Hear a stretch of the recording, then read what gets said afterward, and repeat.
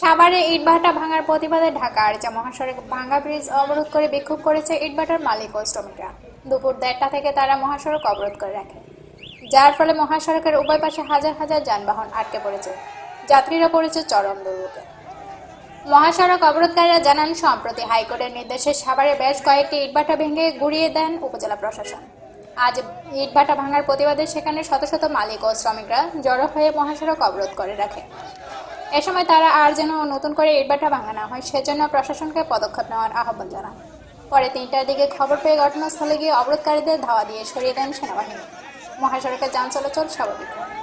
অবরোধটা হলো ইটভাটার শ্রমিকদের নিয়ে হঠাৎ করে প্রশাসন, গভর্নমেন্ট, পরিবেশ অধিদপ্তর, ডিসি, তারপর এসিলেন্ট, এরা হঠাৎ করে মনে করেন যে ইটভাটার উপর আক্রমণ চালাচ্ছে এবং ভেঙে দিচ্ছে, তারপর আবার জরিমানা করতেছে, কিন্তু কোনো বিনা নোটিশে এভাবে পারে না।